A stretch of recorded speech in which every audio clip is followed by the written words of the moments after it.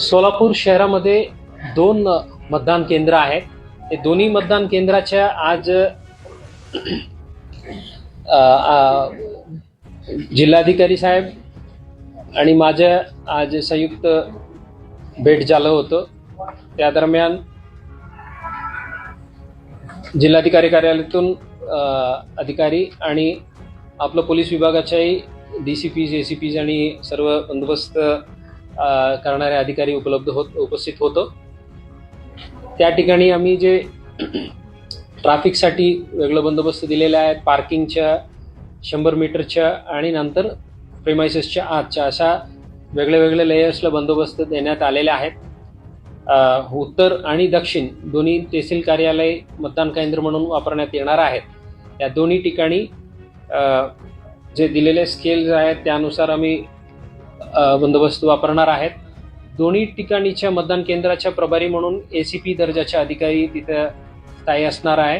त्यांच्यासोबत पूर्ण टीम्स आमच्या उपलब्ध राहील आणि ट्रॅफिकचंही वेगळं नियोजन करण्यात आलेलं आहे.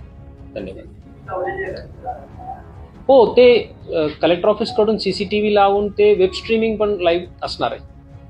बऱ्यापैकी वेळा काय होतं की डी झोन मध्ये आहेत ना, आता ह्यावेळेस जे मतदार आहेत ते सगळे पॉलिटिकल पार्टीचे लोक आहेत.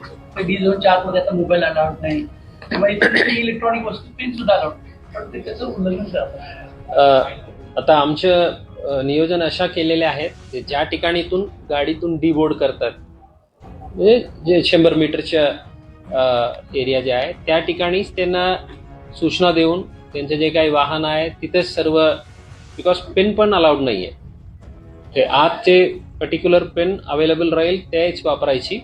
त्यानुसार कलेक्टर ऑफिसकडून सूचना दिलेल्या आहेत आणि आमच्याकडून याच्या अंमलबजावणी गाडीतून उतरतानाच त्यांना सन्मानाने सूचना देऊन ते जे काही वस्तू आहे त्यांच्याकडे मोबाईल फोन असो, पेन असो, इतर गोष्ट असो, ते सर्व गाडीत किंवा त्यांच्यासोबत जे कोणी मदतनीस किंवा कार्यकर्ता आहेत त्यांच्याकडे देण्याच्या सूचना देण्यात आलेल्या आहेत आणि उद्या सकाळी पण देण्यात येणार आहे.